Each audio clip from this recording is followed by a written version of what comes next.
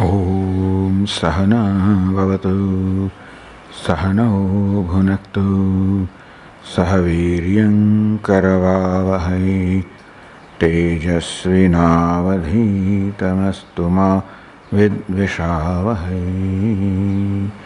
ॐ शान्ति शान्ति शान्तिः। ॐ पूर्णमदः पूर्णमिदं पूर्णात् पूर्णमुदच्यते पूर्णस्य पूर्णमादाय पूर्णमेवावशिष्यते। ॐ शान्ति शान्ति शान्तिः। श्रुतिस्मृतिपुराणानाम् आलयं करुणालयं नमामि भगवत्पादं शङ्करं लोकशङ्करं शङ्करं शङ्कराचार्यं केशवं बादरायणं सूत्रभाष्यकृतौ वन्दे भगवन्तौ पुनः पुनः। ईश्वरो गुरुरात्मेति मूर्तिभेदविभागिने व्योमवद्व्याप्तदेहाय दक्षिणामूर्तये नमः। ॐ पार्थाय प्रतिबोधितां भगवता नारायणेन स्वयं व्यासेन ग्रथितां पुराणमुनिना मध्ये महाभारतम् अद्वैतामृतवर्षिणीं भगवतीम् अष्टादशाध्यायिनीम् अम्ब त्वामनुसन्दधामि भगवद्गीते भवद्वेषिणी। यं ब्रह्मा वरुणेन्द्ररुद्रमरुतः स्तुन्वन्ति दिव्यैस्तवैः वेदैः साङ्गपदक्रमोपनिषदैः गायन्ति यं सामगाः ध्यानावस्थिततद्गतेन मनसा पश्यन्ति यं योगिनः यस्यान्तन्न विदुःसुरासुरगणाः देवाय तस्मै नमः।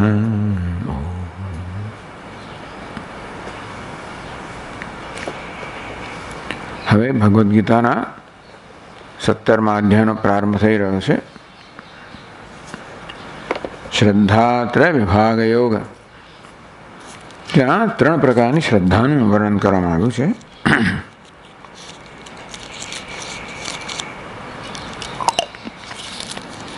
ચૌદમા અધ્યાયથી જે ચર્ચાનો પ્રારંભ થયો ગુણત્રય વિભાગ, સત્વ રજસ તમસ 3 ગુણ અર્થાત મનની 3 અવસ્થાઓ, 3 પ્રકારની વૃત્તિઓ. તો એ જ પ્રકારની ચર્ચા કે વિચારણા કે અન્વેષણ અત્યારે ચાલુ છે. પહેલાં 16મા અધ્યાયમાં સત્વ રજસ તમસ એ દ્વારા જ્યાં સત્વની પ્રધાનતા છે એવી સાત્વિક અર્થાત દૈવી વૃત્તિઓ, જ્યાં રજસ તમસની પ્રધાનતા છે એવી આસુર વૃત્તિઓનું વર્ણન કરવામાં આવ્યું. હવે આ 3 ગુણના પ્રાધાન્યના આધારે 3 પ્રકારની શ્રદ્ધાનું, સાત્વિકી શ્રદ્ધા, રાજસી શ્રદ્ધા, તામસી શ્રદ્ધા એ વર્ણન કરવામાં આવશે. તો 17મા અધ્યાયના પ્રારંભમાં અવતરણિકામાં ટીકાકાર કહે છે, પહેલાં તો 16મા અધ્યાયમાં શું થઈ ગયું, શું કહેવામાં આવ્યું એનું અહીંયા આગળ અવલોકન કરે છે. એવં દેવાસુર સંપદ વિભાગમ તત્સ્વરૂપમ તત્ફલમ. આમ દૈવ અને આસુર સંપદનો વિભાગ. દૈવી સંપદ કોને કહેવાય? અભયમ સત્વ સંશુદ્ધિ. આસુરી સંપદ કોને કહેવાય? તો દંભો દર્પોભિમાનસ્ય. વિભાગ કર્યો કે 2 પ્રકારની સંપત્તિ છે, 2 પ્રકારની આગળ પ્રજા છે. એનું સ્વરૂપ બતાવ્યું, એનું ફળ બતાવ્યું. અર્થાત મુખ્યત્વે તો આસુરી સંપત્તિનું વસ્તાથી વર્ણન કરવામાં આવ્યું. એ પ્રકારની સંપત્તિ વૃત્તિઓ ધરાવનારનો સ્વભાવ કેવો હોય, એનું શું પરિણામ આવે એ સમજાવ્યું, એ વર્ણન કર્યું. આસુરણામ જ્ઞાન અધિકારિત્વ બોધનાય, કે આસુરી સંપત્તિ ધરાવનારા છે એ જ્ઞાનની યોગ્યતા ધરાવતા નથી. આસુર સંપત્તિમતામ, તો આ પ્રકારની આસુરી સંપત્તિ, આસુરી વૃત્તિઓ, આસુરી આવેગો ધરાવનારા જે છે, કામ, સંકલ્પ, ગુણ, કર્માણી, મનમાં કેવી કેવી કામનાઓ કરતા હોય છે, કેવા કેવા સંકલ્પ કરતા હોય છે, અને એનું પરિણામ શું આવે, અને કર્મ કેવા હોય, ફળ કેવું આવે, વિશિષ્ય પ્રતિપાદ્ય, વિશેષ કરીને જુદું પાડીને આ બધાનું પ્રતિપાદન કરવામાં આવ્યું. તો આ પ્રકારે આસુરી સંપત્તિ ધરાવનારા છે એ જ્ઞાન યોગ્યતા ધરાવતા નથી, એનું આવરણ આ રીતે કરવામાં આવ્યું. મુમુક્ષો શાસ્ત્ર જ્ઞાનેવ કર્મ કર્તવ્યમ, તસ્માત શાસ્ત્રમ પ્રમાણમ, તે મુમુક્ષુએ શાસ્ત્રનું જ્ઞાન પ્રાપ્ત કરવું જોઈએ અને વિધિ નિષેધના આધારે પોતાના જીવનનું સંચાલન કરવું જોઈએ. એથી નિરૂપ્યા પ્રકારે નિરૂપણ કરીને આ 16મા અધ્યાયના વિષયનો સંક્ષેપમાં અહીંયા વર્ણન કર્યું. અધુના હવે આ 17મા અધ્યાયમાં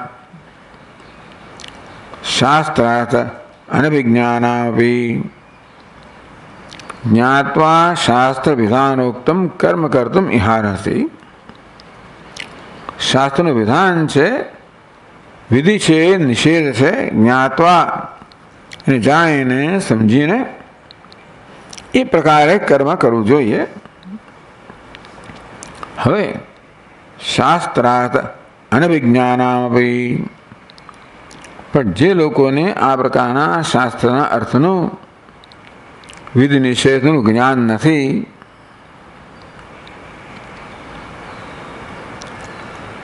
અને છતાંય પણ આસુરી સંપત્તિ ધરાવે એવું નથી. પાછું શાસ્ત્રનું જ્ઞાન નથી અને તોય પણ આસુરી સંપત્તિ ધરાવે એવું નથી. શાસ્ત્રીયમેવ કર્મ કામકારમ વિરા શ્રદ્ધા કુરુતામપી, આમ શાસ્ત્રમાં કહેવામાં આવેલા કર્મ કરતા હોય છે પણ શાસ્ત્રનું જ્ઞાન નથી. એ દ્રવ્યનું જ્ઞાન ને ઋત્વિકનું જ્ઞાન ને મંત્ર ને યંત્ર તંત્ર આ બધું જે જ્ઞાન હોવું જોઈએ, શાસ્ત્ર અનભિજ્ઞાન આ પ્રકારનું જ્ઞાન ન ધરાવતા હોય અને તો એ શાસ્ત્રીય કર્મ જ કરતા હોય કામકાર વિના, એટલે કે કામના વિના, વ્યક્તિગત કોઈ પ્રકારની કામના વગર આ પ્રકારે નિષ્કામ ભાવે કર્મ કરતા હોય. એ કર્મમાં શાસ્ત્રનું વિધાન કેવું છે ન જાણતા હોય પણ કર્મ કરતા હોય. શ્રદ્ધયા કુરુતામપી, નો શ્રદ્ધા છે, પેલું જ્ઞાન નથી, વિદ્વત્તા નથી, પણ શ્રદ્ધા છે. હવે પાછા એ નિષ્કામ ભાવે કર્મ કરી રહ્યા છે. મુક્ષુણામ સાત્વિકેશુ એવ આહાર યજ્ઞ તપોદાનાદિષુ પ્રતિષ્ઠિતાનામ જ્ઞાનાધિકાર હૈ. તો આ પ્રકારે આવા જે છે, જે શ્રદ્ધા ધરાવનારા છે, વ્યક્તિગત કામના વગર કર્મ કરનારા છે, શાસ્ત્રીય કર્મ કરનારા છે, છતાં એમને શાસ્ત્રના વિધિ નિષેધનું એવું જ્ઞાન નથી, શાસ્ત્રનું જ્ઞાન નથી. આવા મુમુક્ષો હોય સાત્વિકેશુ એવા આહાર યજ્ઞ તપોદાનાદિષુ પ્રતિષ્ઠિતાનામ, તો સાત્વિક આહાર હોય, યજ્ઞ હોય, તપ હોય, દાન હોય, એમાં પ્રતિષ્ઠિત હોય, જ્ઞાનાધિકાર એ લોકોને જ્ઞાનનો અધિકાર છે. એટલે કે જ્ઞાત્વા શાસ્ત્ર વિધાનોક્તમ, ભગવાને 16મા અધ્યાયનો ઉપસંહાર કર્યો કે શાસ્ત્રના વિધાનને જાણીને જ કર્મ કરવું જોઈએ. એવું વિધાન ન જાણનારા પણ સત્કર્મ કરતા હોય, શ્રદ્ધાપૂર્વક કરતા હોય, યજ્ઞ કરતા હોય, દાન કરતા હોય, તપ કરતા હોય, તો એમને જ્ઞાનનો અધિકાર છે. જ્ઞાનનો અધિકાર છે. જ્ઞાન અધિકાર શબ્દવાદી ષટક સંપત્ત્યા પ્રાપ્ત જ્ઞાન મોક્ષ અધિકાર છે. અને તેથી આ પ્રકારે સમાધિ ષટક સંપત્તિ પ્રાપ્ત કરે ને મોક્ષની ઈચ્છા પ્રાપ્ત કરે, એટલે મોક્ષમાં પણ અધિકાર છે. એટલે વિશેષ પ્રકારની વાત કિસ્સો કહેવામાં આવ્યો કે શાસ્ત્રના વિધિ નિષેધનું એવું જ્ઞાન નથી, અને બાકીની બધી વસ્તુઓ છે. શ્રદ્ધા છે, ભક્તિ છે, નિષ્કામતા છે, તો એ લોકોનો પણ સમાધિ ષટક સંપત્તિ પ્રાપ્ત કરશે, જ્ઞાન પ્રાપ્ત કરીને મોક્ષ પ્રાપ્ત કરશે. અધિક યુજ્યતે ઇતિ બોધયિતુમ, તો આવા લોકોને પણ આવી રીતે મોક્ષનો અધિકાર છે, જ્ઞાનનો અધિકાર છે. એવું આ વિશેષ પ્રકારના લોકોની વાત ભગવાન કરવા માંગે છે આ 17મા અધ્યાયમાં. બોધયિતુમ, આ પ્રકારનો બોધ પ્રદાન કરવા માટે સપ્તદશાધ્યાય આરભ્ય છે. આપણને બોધ પ્રાપ્ત થાય માટે આ 17મા અધ્યાયનો પ્રારંભ કરવામાં આવે છે. તત્રાદૌ, એમાં શરૂઆતમાં યહ શાસ્ત્રસૃજ્યતિ તસ્માત શાસ્ત્રમ પ્રમાણમ થયતિ શાસ્ત્ર જ્ઞાત્વાપી. તો હવે બે પ્રકારના લોકો થયા. આ લોકો પણ એવા છે જે શાસ્ત્રના વિધિ નિષેધ છે એનું અનુસરણ કરતા નથી, ન જાણતા હોવાના કારણે. બીજા એવા છે કે શાસ્ત્રના વિધિ નિષેધ શું છે એ જાણે છે તો અનુસરણ કરતા નથી. એટલે ભગવાન કહે કે ભાઈ તારે શાસ્ત્રના વિધિનું અનુસરણ કરવું જોઈએ, તો આ તો નથી કરતા. અને છતાં બીજા જે લોકો છે જે શાસ્ત્રમાં સુવિધાન છે જાણીને નથી કરતા, આ બેમાં ફેર ખરો ને? એ ફેર અહીંયા બતાવવા માંગે છે. શાસ્ત્ર જ્ઞાત્વા આવી તમ ઉત્સૃજ્ય, શાસ્ત્રમાં કયા પ્રકારનું વિધાન છે એ જાણીને પણ તમ ઉત્સૃજ્ય, એની ઉપેક્ષા કરીને. એટલે ધર્મ શું છે જાણવા છતાં પણ અનુસરણ ના કરવો. ધર્મ શું છે ન જાણતા હોય ને અનુસરણ ન કરતા હોય, શું છે જાણીને પણ અનુસરણ કરનારા હોય. કઈ વસ્તુ છે જે આ પ્રકારે શાસ્ત્રમાં શું વિધાન છે જાણે છે અને તો અનુસરણ નહીં કરતા હોય? કામ કારેણ યહ પ્રવર્તતે, એની જે કામના છે તીવ્ર છે કે એની વિવેક બુદ્ધિ છે એનું નિયંત્રણ કરે છે. વિવેક બુદ્ધિ પ્રવર્તવાન હોત તો એને ખબર છે કે ભાઈ શાસ્ત્રનું વિધાન શું છે, અને તો એ પ્રકારે એણે આચરણ કર્યું હોત. જ્ઞાન એ વિવેક બુદ્ધિ નથી, કેમ કે કામના છે એવી પ્રવાહ છે કે વિવેક બુદ્ધિને અસરકારક પેલું જ્ઞાન છે શાસ્ત્રના વિધાનનું, એને અસરકારક થવા દેતું નથી. કામ કારણ યહ પ્રવર્તતે, તેથી કામનાની ના બળથી દબાણથી પ્રેરાને જે પ્રવૃત્તિ કરે છે સ આસુર, એ તો આસુર છે જ. તસ્ય ન ચિત્ત શુદ્ધિ ન છે જ્ઞાનમ નાભી તત્ફરમ. પેલો જે નથી જાણતો અને તેથી નથી કરતો એમ લાગે એક, અને જાણે છે નથી કરતો જુદો માણસ છે, તો અસુર જ છે. કે કામ હોય એટલે ક્રોધ હોવાનો છે, લોભ પણ હોવાનો છે, એટલે કામ, ક્રોધ, લોભ આ પ્રકારની વૃત્તિઓને વશ થઈને કર્મ કરનારો છે તો અસુર જ છે. આસુર તસ્ય ન ચિત્તશુદ્ધિ, એની ચિત્તશુદ્ધિ કર્મ કરવા છતાં નહીં થાય. ન છે જ્ઞાનમ, તો પછી જ્ઞાન પણ ન પ્રાપ્ત થાય. ના બી તત્ફલમ, તો જ્ઞાનનું ફળ પ્રાપ્ત ન થાય. એ શ્રુત્વા, આ પ્રકારે ભગવાને જ્યારે કહ્યું, એટલે યશ શાસ્ત્ર ઉત્સૃજ્ય વર્તતે કામકારત દસ સિદ્ધિઓ આપનોતી ન ફલમ ન સુખમ ન પરામ ગતિમ. એટલે ભગવાને એ શ્લોકમાં કહ્યું કે આ પ્રકારે સિદ્ધિ ના મળે, સુખ ના મળે, ફળ ના મળે, પરમ ગતિ ના મળે. એ શ્રુત્વા શાસ્ત્રાર્થમ અજાણતામ. ચલો, આ તો સ્પષ્ટ થઈ ગયું. એક એવો કિસ્સો રહ્યો હોય કે શાસ્ત્રમાં જે વિધિ છે ન જાણતા હોય, અજાણતા, પણ કામ કારણ વિના યશ શાસ્ત્ર વિસર્જ વર્તતે કામકારત, શાસ્ત્રની વિધિની ઉપેક્ષા કરીને પોતાની કામનાથી પ્રેરણ કર્મ કરે. એક વસ્તુ, પણ શાસ્ત્રની વિધિની ઉપેક્ષા થતી હોય પણ કામનાના બળથી પ્રેરણ ન કરતો હોય.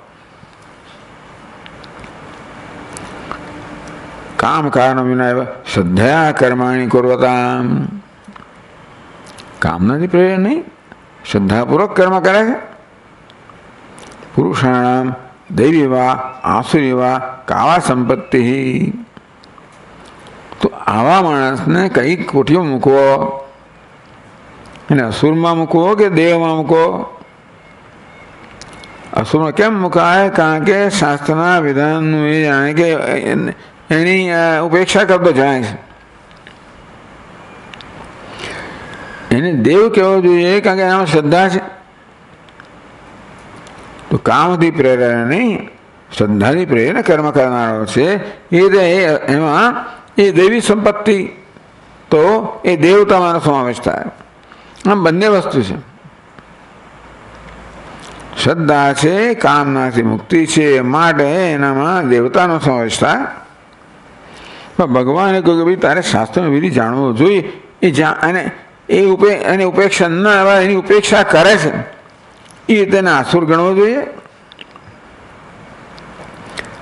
પુરુષાણામ દૈવી વા આસુરી વા કાવા સંપત્તિ કા ગતિ. એની સંપત્તિ કેવી કહેવાય અને શું ગતિ થાય?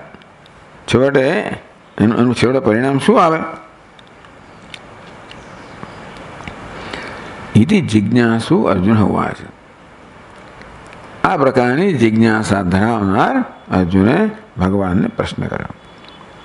ટૂંકમાં 17નો અધ્યાય છે ને વિશેષ પ્રકારના લોકોમાં મોટા ભાગનામાં આવી જાય. મોટા ભાગના લોકોને કે શાસ્ત્રનું કેવું જ્ઞાન હોતું નથી, એ વિધિ વિધાનમાં ખબર નથી. તો પૂજા કેમ કરે, પેલું કેમ, એની રીતે કરતા હોય બિચારા. એ તો ઘરમાં કરતા હોય, ભગવાન આ ખવડાવે પેલું ખવડાવે, એવી કોઈ વિધિ વિધાન ખબર નથી કે ભાઈ આ દીવો ડાબી બાજુ મૂકો, ઘીનો તેલનો જમણી બાજુ આમ ના કરો ને તેમ ના કરો. બધું બહુ બધું તો છે. સાંભળો તો આચાર્યો તો કેટલી બધી વસ્તુ તમને કહે. આ તો પોતાને તો કરે છે. ભગવાને ખવડાવે, આવું ના થાય હવે પણ કરે છે. આવું ભગવાને ના આપે છે. આવું ફૂલ ના ચડાવે છે. શિવજીને આ ના ચડાવે, વિષ્ણુ પેલું ના ચડાવે, ગણપતિ ના ચડાવે, તમે તો કેવી સજા થશે એ બધું બહુ કહેવામાં આવે. એવું નહીં જાણતો બિચારા. જે મળે એ ચડાવે છે,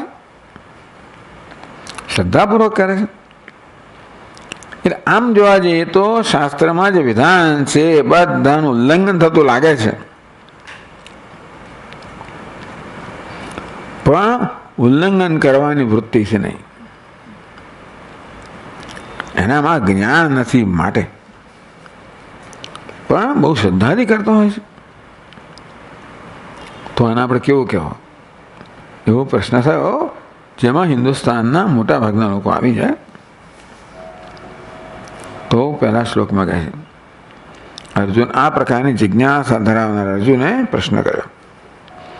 એટલે પ્રશ્ન તો અર્જુનના પ્રશ્નથી આ અધ્યાયનો પ્રારંભ થાય છે. તો કઈ વસ્તુ છે જેણે અર્જુનને પ્રશ્ન કરવા પ્રેર્યો એ જાણીએ તો અર્જુનના આ પ્રશ્ન પૂછવાની પાછળ અર્જુનનો શું ઈરાદો છે એ ખબર પડે. અને તો પછી ભગવાન ઉત્તર આપી રહ્યા છે એ ઉત્તરનું પ્રયોજન પણ સમજી શકાય. આ કામ ટીકાકારોએ કરવાનું હોય. ત્રીજા અધ્યાયના પ્રારંભમાં અર્જુને પ્રશ્ન કર્યો અને એટલે એની બહુ લાંબી ચર્ચા કરી શંકરાચાર્ય. જાયસી ચેત કર્મસ્તે મતા બુદ્ધિર જનાર્દન તત્કિમ કર્મણી ઘોયમામ નિયુજસી કેશવ. થોડી વ્યાકુળતાથી અર્જુને પ્રશ્ન કર્યો અને વ્યાકુળતા ખરી થોડીક ભગવાન માટે આવું કેમ કરો તમે? એક બાજુ કહો છો કે ભાઈ મોક્ષ પ્રાપ્ત કરો જ્ઞાન સાધન છે ને મને કરવા કેમ પ્રેરો છો? આપના વાક્યો હોય છે ભગવાન કે એના કે બબ્બે અર્થ નીકળતા એવું લાગે છે. હું તો ગૂંચવાઈ ગયો છું. એટલે આ પ્રશ્ન પૂછવાની પાછળ અર્જુનના મનમાં કયા પ્રકારની વૃત્તિઓ કઈક સમજ હશે એ કામ ટૂંકમાં તો આપણે તાત્પર્ય સમજી શકીએ અર્જુનના પ્રશ્નનો. કોઈ વાક્યનો માત્ર આપણે વાચ્યાર્થ સમજીએ, વ્યાકરણનો અર્થ સમજીએ પર્યાપ્ત નથી, પણ તાત્પર્ય કઈ વસ્તુ છે જે અર્જુનને આ પ્રકારે પ્રશ્ન કરવા પ્રેરે છે. શું થઈ ગયું આગળ? બીજા શું કહ્યું ભગવાને?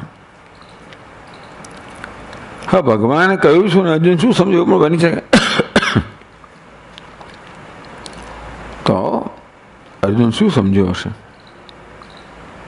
અને કેમ પ્રશ્ન કર્યો હશે? આવી લાંબી ચર્ચા આ ત્રીજા અધ્યાયના પ્રારંભમાં આવે.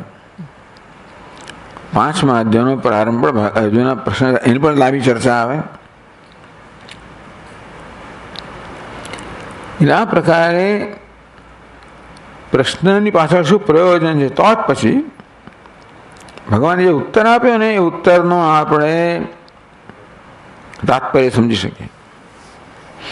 તો ચાલો, આ તો તેવી જ રીતે આ 17મા અધ્યાયનો પ્રારંભ પણ અર્જુનના પ્રશ્નથી થાય છે.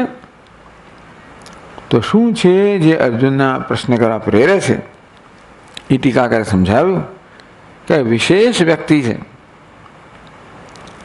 જે આમ જોવા જઈએ તો ભગવાનને કહ્યું તે પ્રકારે શાસ્ત્રની વિધિની ઉપેક્ષા કરતો જણાય છે આપણા માટે.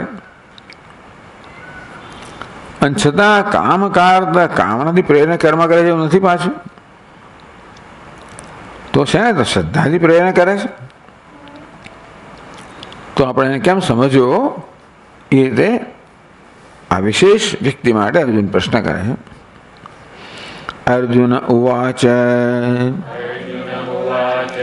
યે શાસ્ત્ર વિધિમુત્સૃજ્ય યજન્તે શ્રદ્ધયાન્વિતાઃ તેષાં નિષ્ઠા તુ કા કૃષ્ણ સત્વમાહો રજસ્તમઃ.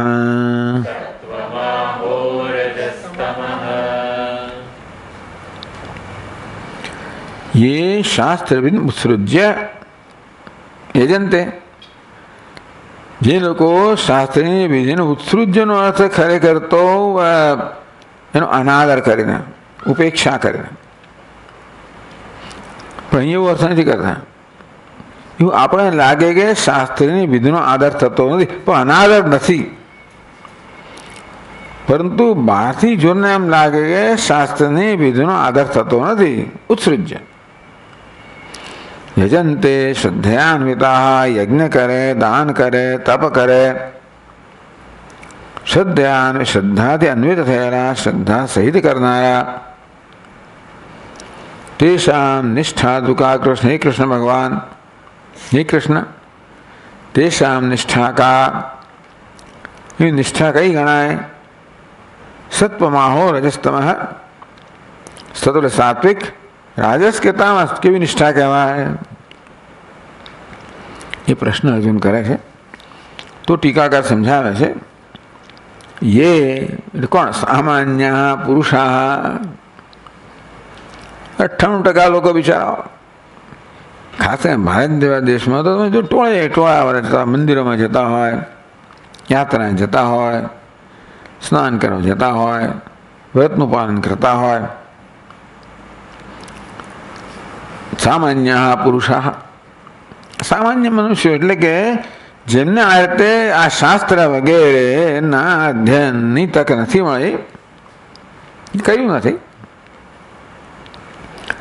શાસ્ત્ર વિધિમ, શાસ્ત્રમ તદ વિધિમ, તો શાસ્ત્ર શ્રુતિ સ્મૃતિ લક્ષણમ શાસ્ત્રમ, શ્રુતિ અને સ્મૃતિ એને શાસ્ત્ર કહેવાય. તદ વિધિમ એની વિધિ, એ શાસ્ત્રમાં જેનું વિધાન થયું છે એવા વિધિ નિષેધ, વિધિ વિધાનમ, શ્રૌત સ્માર્ત સૂત્ર અધ્યયન તદર્થ પરિજ્ઞાન અભાવાત. હવે વેદમાં કે બીજા બધા શાસ્ત્રોમાં આમ કરવું જોઈએ, આમ ન કરવું જોઈએ, કામ કરવું જોઈએ વિધિ, ન કરવું જોઈએ નિષેધ, એ આપણે ક્યારે સમજી શકીએ? એ દ્વારા શાસ્ત્ર વાસ્તવમાં શું કહેવા માગે છે એ ક્યારે બરોબર સમજી શકીએ? જ્યારે શ્રૌત સૂત્ર, શ્રુતિના વાક્યોને સમજાવનારા સૂત્ર, સ્માર્ત સૂત્ર, શ્રુતિના વાક્યને સમજાવનારા સૂત્ર, એ બેનું અધ્યયન કર્યું હોય, તદર્થ પરિજ્ઞાન અને એના અર્થનો અભ્યાસ કર્યો હોય, જાણકારી મેળવે, તો તમે આ શાસ્ત્રની વિધિ સમજી શકો. કારણ કે શાસ્ત્ર વસ્તુ એવી છે ને કે આપણે માત્ર એનો વાચ્યાર્થ કે વ્યાકરણથી થયેલો અર્થ ના લઈ શકીએ. એને માટે આ બધા સૂત્રો, શ્રૌત સ્માર્ત સૂત્રોનો અભ્યાસ કરવો પડે.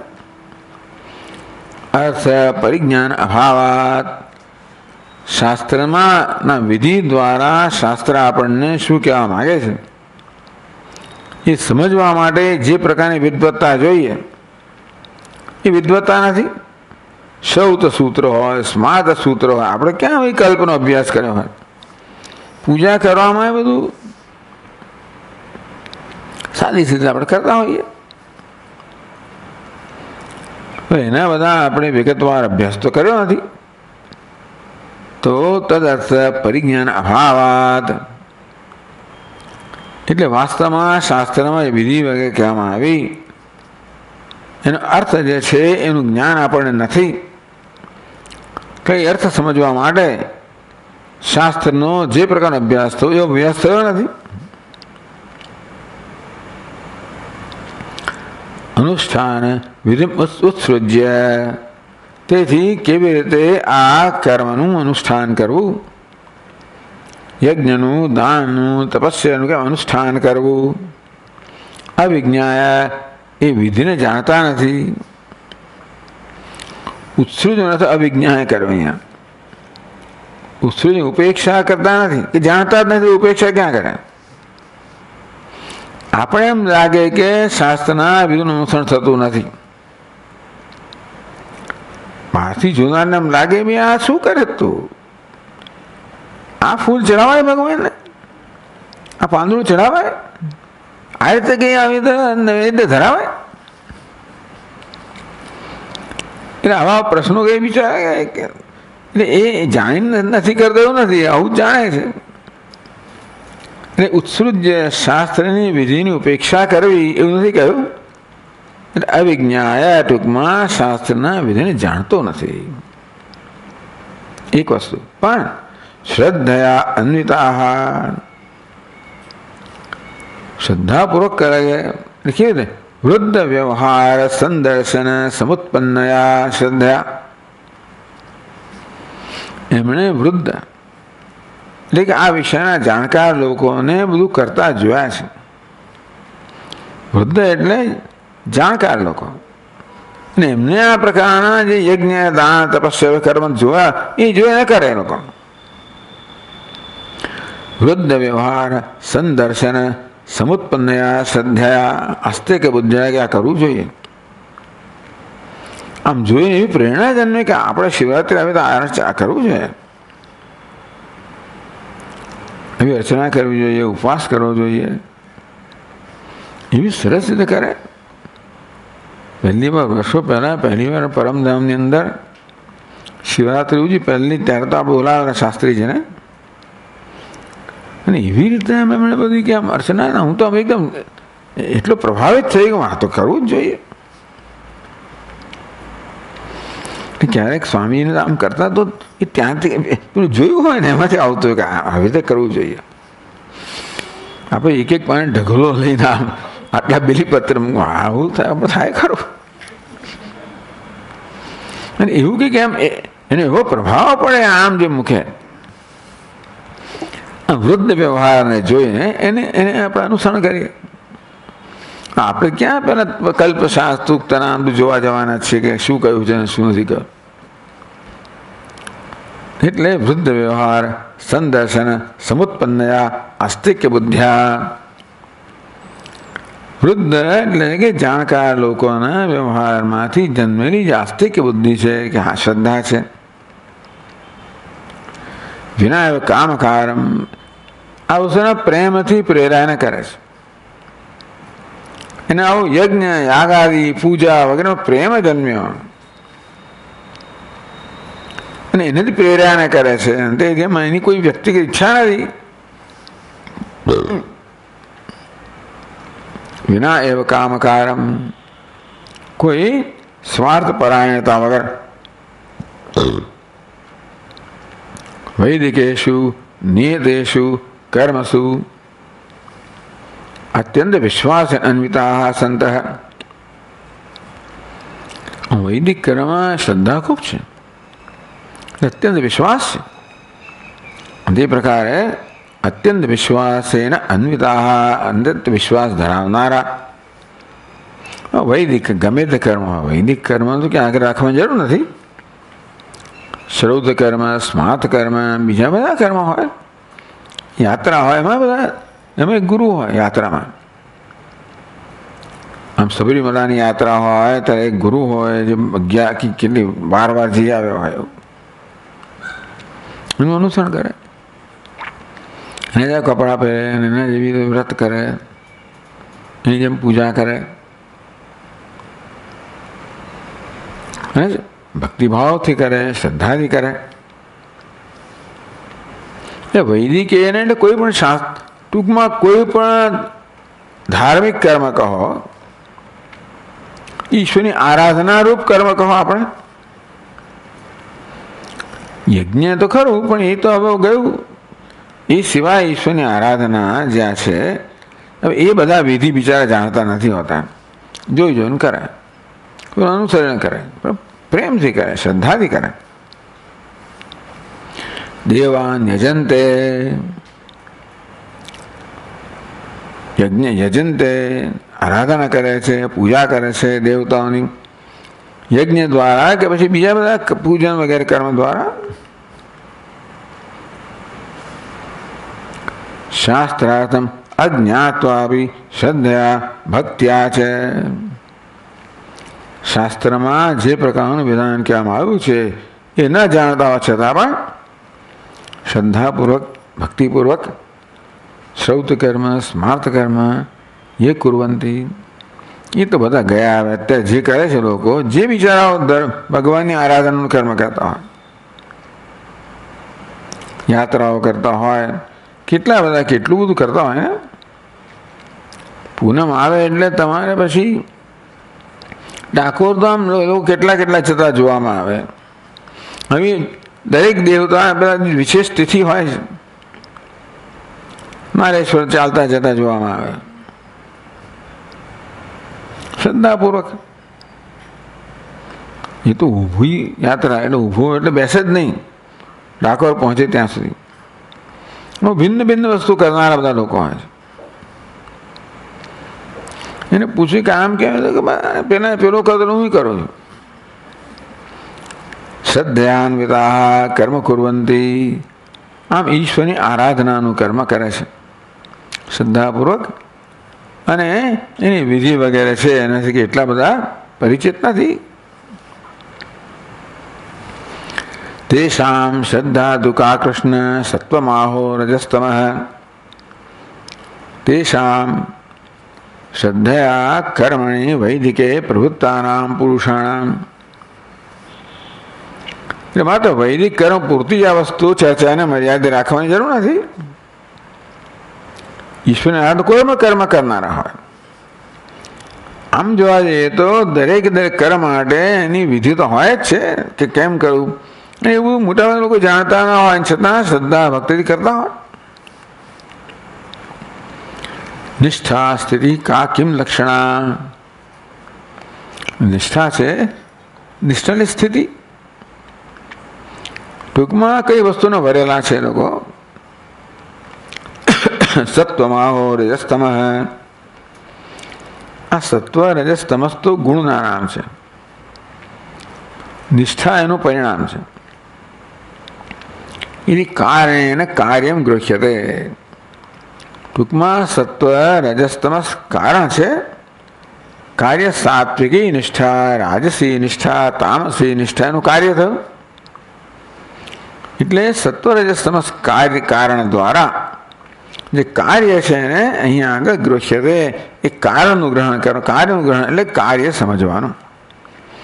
ભલે સત્વ કયું પણ સાત્વિક સમજવાનું, રજસ કયું રાજસ સમજવાનું.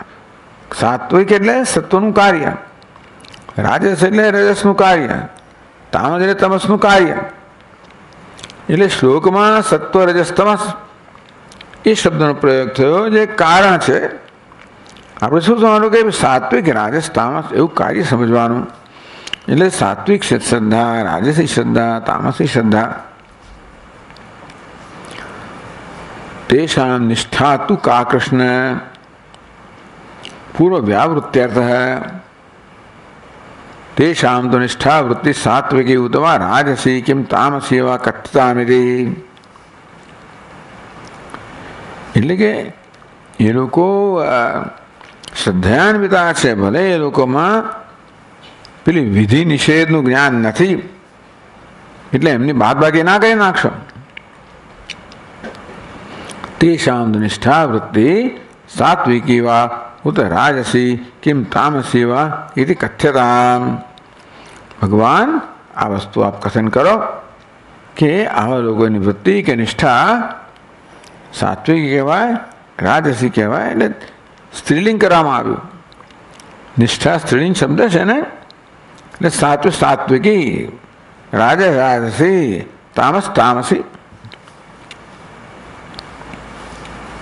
ઇતિ કથ્યતામ. ભગવાન પ્રભુ મહેરબાની કરીને મને કહે.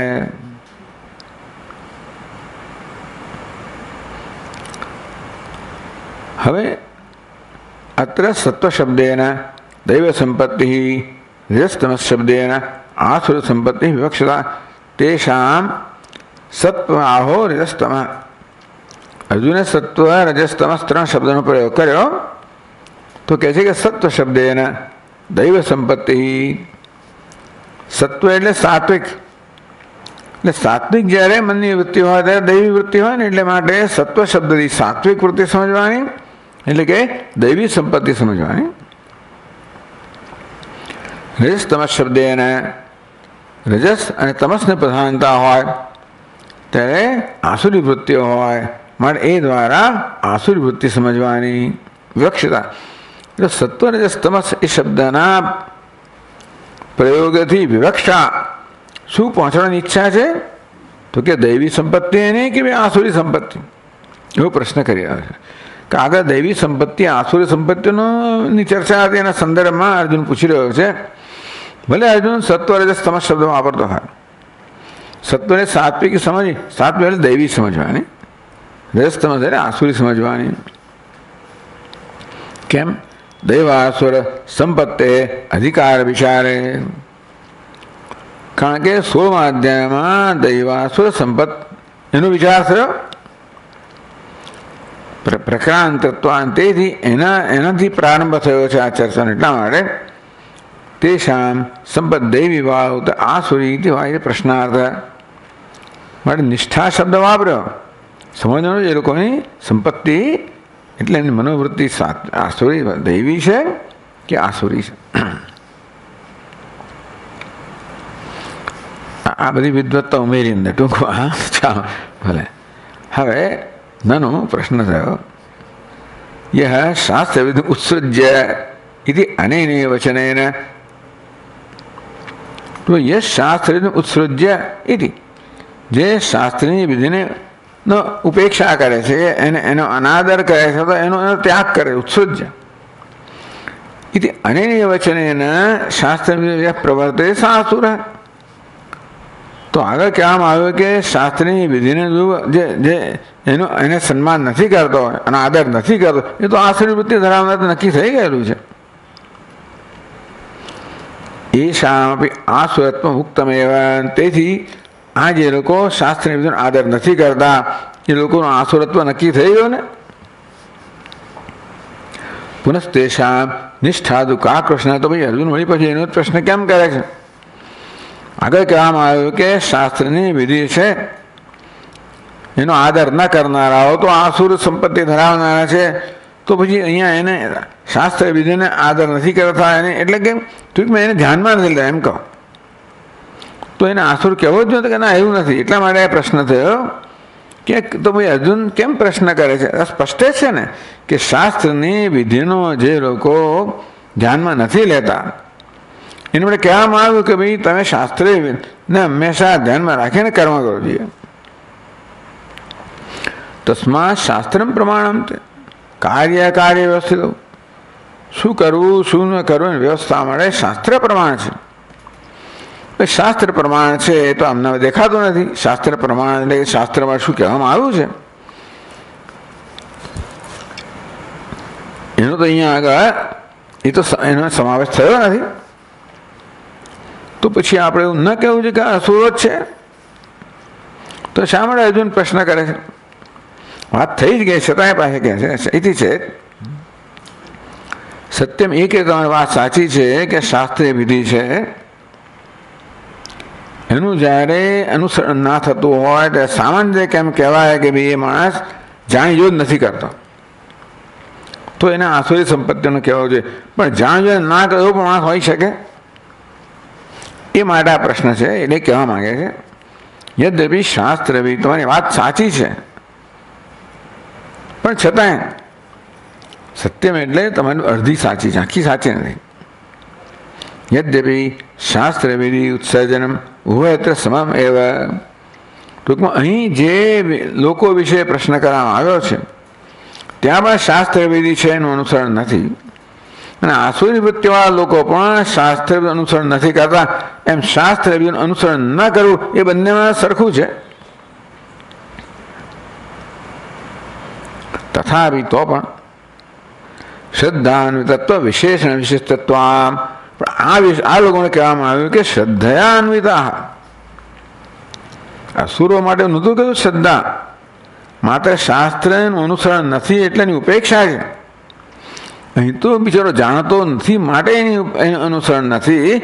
પણ શું બતાવે કે શ્રદ્ધા એ બતાવે છે કે એ ઈરાદાપૂર્વક એ વિધિનું ટૂંકમાં એ ઉપેક્ષા નથી કરતો, પરંતુ એને જ્ઞાન નથી એટલા માટે પણ શ્રદ્ધા છે. તે સામે છે વિશેષ વિદ્યતે, ભલે એ વસ્તુ બંનેમાં સરખી હોય કે શાસ્ત્રને બીજું અનુસરણ થતું નથી પણ એક જાણી જોઈને ના કરતો હોય અને બીજો નથી જાણતો પણ છતાં શ્રદ્ધાથી કરે. એટલા માટે આ પ્રશ્ન યોગ્ય છે કે આ પ્રશ્ન સમૂહ થવો જોઈએ. આ વિશે સ્પષ્ટતા મળવી જોઈએ. કામકારત વર્તતે કામકારત, બીજું ભગવાને કહ્યું એ તત્ર કામકા વિશેષણ વિશેષોપત્તેશ્ચ. અસુરના કિસ્સામાં તો કામકાર સ્વચ્છંદતાથી કરતો હોય છે, ફાવે તેમ કરતો હોય છે, એવું નથી કરતો. તેથી શાસ્ત્ર ઉત્સૃજ્ય જ્ઞાત્વા શાસ્ત્રોલ્લંઘન દોષ વિશેષાચ, તો પેલું તો કામનાથી પ્રેરણા કરનારો છે અને તે શાસ્ત્ર જાણવા છતાં પણ જાણી જોઈને એનું ઉલ્લંઘન કરે છે. અને માટે આ શું છે? આ જાણતો નથી, ઉલ્લંઘન કરતો દેખાય છે, પણ એની ઉલ્લંઘન કરવાનો કોઈ એવો ઈરાદો નથી. એ ભૂલ કરતો એક વસ્તુ છે અને જાણી જોઈને ખોટું કરતો બીજી વસ્તુ છે. બીજા રસ્તે ગયો, જાણી જોયો ને ગયો કે ખબર નથી, તો એ પ્રકારની વાત છે અહીંયા. इति शास्त्रोल्लंघन दोष विशेषाच तेषाम एतेषाम जो भेद है विद्यते. આમ જે આસુરી સંપત્તિવાળા માણસો છે એમાં શાસ્ત્ર ઉલ્લંઘન પણ છે અને જોડે કામકારત્વ પણ છે, સ્વચ્છંદતા પણ છે. આમાં શાસ્ત્રનું ઉલ્લંઘન જણાય છે પરંતુ સ્વચ્છંદતા નથી, શ્રદ્ધા છે. તેથી આ બે જુદા કિસ્સાઓ છે અને માટે આ પ્રશ્ન યોગ્ય છે આ વિશેષ લોકો માટે.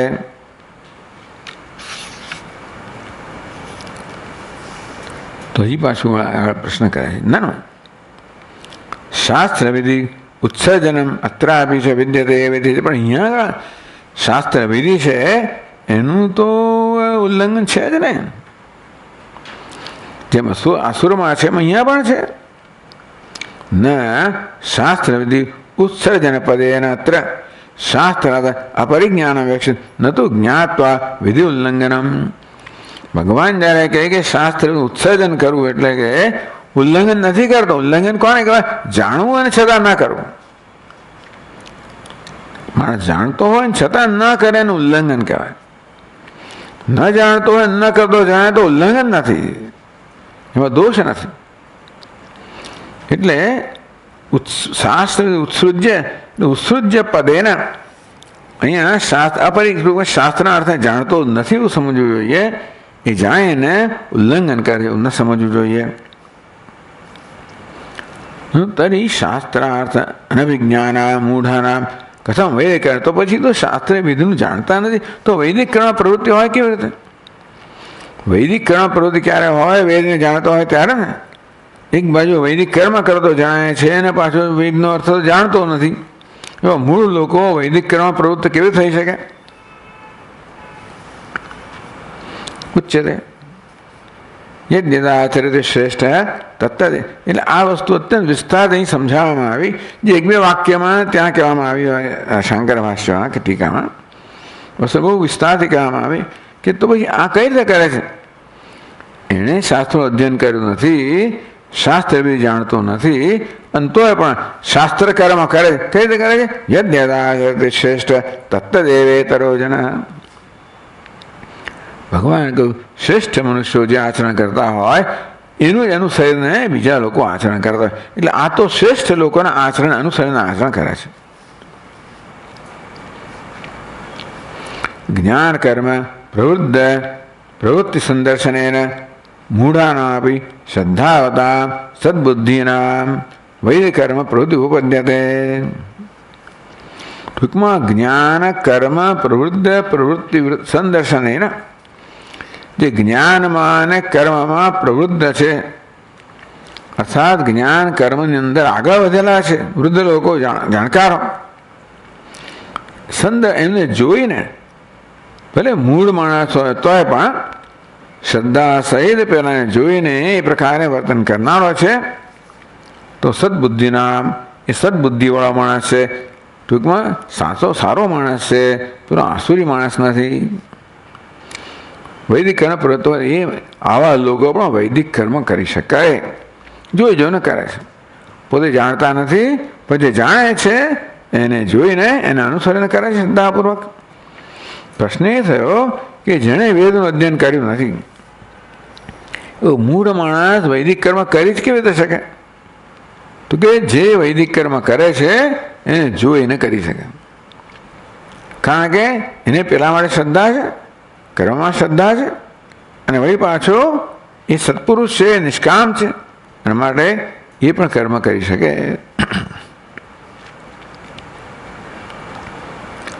યતિભ્ય દૃષ્ટાંત આપે છે.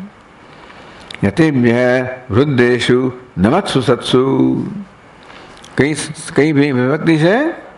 સાતમી. કેવા પ્રકારની સાતમી? સતી સપ્તમી. યતિભ્ય કઈ વખતે થઈ પાછી? ચોથી. ચાલો, નમસ શબ્દ છે એ ચતુર્થી છે, હંમેશા એનું ગવર્ન કરે છે. એટલે યતિભ્ય વૃદ્ધેશુ નમત્સુ સત્સુ. જ્યારે યતિ વગેરે આવે, સંન્યાસી આવે તો જુએ પોતાના વૃદ્ધ લોકો છે, ઘરના માતા પિતા છે, વડીલો છે, બધા નમસ્કાર કરે છે. બાળાનામ નમન ક્રિયા યથા. એ જેને પેલો બાળક પણ કરે, એ સમજતો નથી આ શું છે. આ નમન ક્રિયાની પાછળ કોઈ વિધાન જાણતો નથી, શું છે એ ના જાણતો હોય, પણ મોટા એ પણ કરે, એ પણ પડી જાય, સીધો લાંબો થઈ જાય. તો લાંબો થાય એટલે એ તો ગામમાં કરે, જાત જાતનું હાથ પોળા ખાય લાંબ, એને ખબર છે આ શું વસ્તુ છે, શું છે પાછો હોય તો ઉઠાડવો પડે. એટલે પણ કરે ખરો. બાળાનામ નમન ક્રિયા યથા. જેવી રીતે આ વડીલો નમન ક્રિયા કરતા હોય, જેને બાળકો નમન ક્રિયા કરતા હોય, તથા તેષામ એ તેષામ તે વિશેષણ ભેદા ભેદ સિદ્ધતિ. એટલા માટે તેષામ પેલા અસુરો, એ તેષામ આ શ્રદ્ધાવાન લોકો બે જુદા છે, અને તેથી ભેદ સિદ્ધતિ. આ લોકોને અસુરી કક્ષામાં ન મૂકવા જોઈએ, કારણ કે એમની અંદરની આંતરિક જે ભાવના છે જુદી છે. અને તેથી આને માટે પ્રશ્ન ભાઈ કહી તો દીધું, ફરી કેમ અર્જુન પોતે કહ્યું નથી? ભગવાને કહ્યું ને એ લોકો એના જુદા હતા, આ જુદા પ્રકારના લોકો છે. અને તેથી અર્જુનનો પ્રશ્ન છે એને અવકાશ છે. નહીં તો અર્જુન મુખ જેનું જે વસ્તુ કહી દીધી ભાઈ એ પછી પૂછવું એ તો બરાબર નથી ને. અર્જુન એવું તો ના જ કરે. અર્જુન પ્રશ્ન કર્યો મારાની પાછળ કંઈ કારણ હોવું જોઈએ, કઈ વિશેષતા હોવી જોઈએ. એટલે ટીકાકારે આ વિશેષતાની ચર્ચા કે આ વિશેષ પ્રકારના લોકોને ધ્યાનમાં રાખીને આ પ્રશ્ન કરવામાં આવ્યો છે. ભેદ સિદ્ધતિ. ભલે શાસ્ત્રની વિધિ જે છે એનું ન અનુસરવું એ બંને સમાન છે, અને છતાં પણ એની પાસેની ભાવનાઓ જુદી છે. માટે હવે જુદા પ્રકારના મનુષ્યો છે, વ્યક્તિઓ છે, અને તેથી આ પ્રશ્ન યોગ્ય છે. તતેવ અર્જુન પૃષ્ઠમ તેષામ નિષ્ઠા દુકાકર્ષને ન ક્વાચે અનુપત્તિ. માટે અર્જુન પૂછે કે આ લોકોની નિષ્ઠા કઈ છે? એ કોઈ અનુપત્તિ નથી, અર્થાત કોઈ અયોગ્યતા નથી, અતાર્કિકતા નથી, અવિચારપણું નથી. એ પણ તર્ક સંગત છે અર્જુનનો પ્રશ્ન. નહીં તો ભગવાન જવાબ જ ના આપે. જવાબ ભગવાન આપે છે એટલે એની પાછળ કંઈ યોગ્યતા હોવી જ જોઈએ પ્રશ્ન. હવે પહેલાં જે કહ્યું એ જોઈએ તો આ અર્જુનનો પ્રશ્ન થવો ના જોઈએ, અને તો એ થયો. એનો તો કહે છે એવા લોકો માટે પ્રશ્ન પૂછે છે પહેલાં કયાને કદાચ જુદા છે, અને ભગવાન સમજ્યા છે. ભગવાન જે ઉત્તર આપે છે અર્જુનની આ પ્રકારની જે વિશેષતા જે સમજીને ઉત્તર આપે છે. તો ભગવાનનું ઉત્તર પણ ભાઈ એ પણ અતાર્કિક થઈ ગયા. કારણે જ્ઞાતે કાર્યમ બોધયિતુમ શક્યમ ન તો અજ્ઞાતે.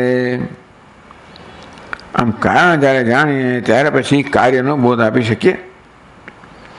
કારણ સમજીએ ને તો પછી કાર્ય જે છે એનો આપણે બોધ આપી શકીએ.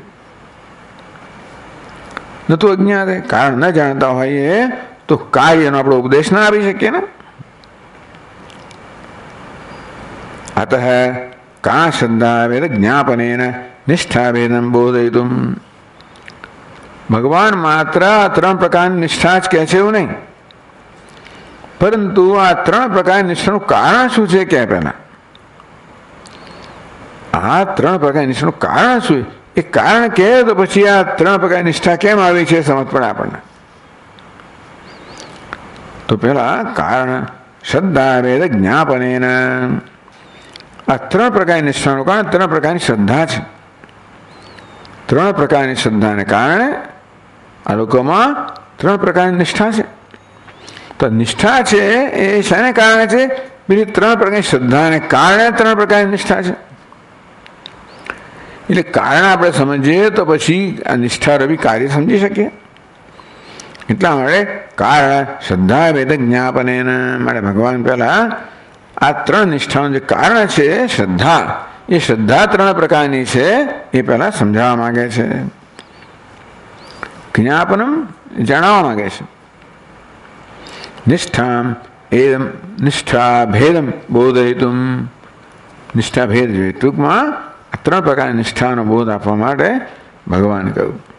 ટૂંકમાં ભગવાન અર્જુને કયા પ્રકારની નિષ્ઠા છે એ પ્રશ્ન કર્યો. ભગવાન 3 પ્રકારની નિષ્ઠાનો બોધ કરવા માગે છે, પરંતુ એ નિષ્ઠાનો ભેદ ત્યારે સમજી શકાય જ્યારે આ નિષ્ઠા જેનો જન્મી છે એ કારણ સમજીએ. શ્રદ્ધા એ 3 પ્રકારની શ્રદ્ધાને કારણે 3 પ્રકારની નિષ્ઠા છે. એટલે કારણ સહિત ભગવાન બોધ આપે છે. તો બીજા શ્લોકમાં કહે છે ત્રિવિધા ભવતિ શ્રદ્ધા દેહિનામ સા સ્વભાવજા સાત્વિકી રાજસી ચૈવ તામસી ચેતિ તામ શૃણુ.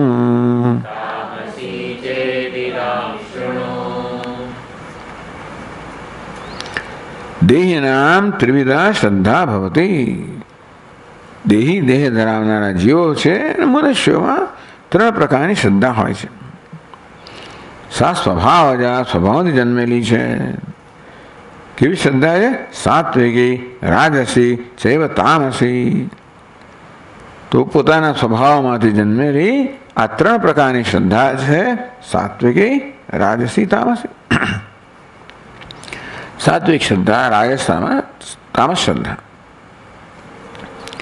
એ તામ શૃણુ માટે હે અર્જુન આ 3 પ્રકારની શ્રદ્ધા વિશે તું સાંભળ, જે સ્વભાવના વેદમાંથી જન્મેલી છે. 3 પ્રકારનો સ્વભાવ છે, 3 પ્રકારની શ્રદ્ધા છે. એ પ્રકાર ભગવાન સમજાવે છે. આપણે જોઈશું આગળ પછીના ક્લાસમાં. ઓમ પૂર્ણમદ પૂર્ણમિદમ પૂર્ણાત પૂર્ણમુદચ્યતે પૂર્ણસ્ય પૂર્ણમાદાય પૂર્ણમેવાવશિષ્યતે. ઓમ શાંતિ શાંતિ શાંતિ. શંકરમ શંકરાચાર્યમ કેશવમ બાદરાયણમ સૂત્રભાષ્યકૃતૌ વંદે ભગવन्तौ પુનઃ પુનઃ. ઈશ્વરો ગુરુરાત્મેતિ મૂર્તિભેદવિભાગિને તદેહાય દક્ષિણામૂર્તયે નમઃ. ઓમ શાંતિ શાંતિ શાંતિ. હરિ ઓમ. શ્રી ગુરુભ્યો નમઃ. હરિ ઓમ.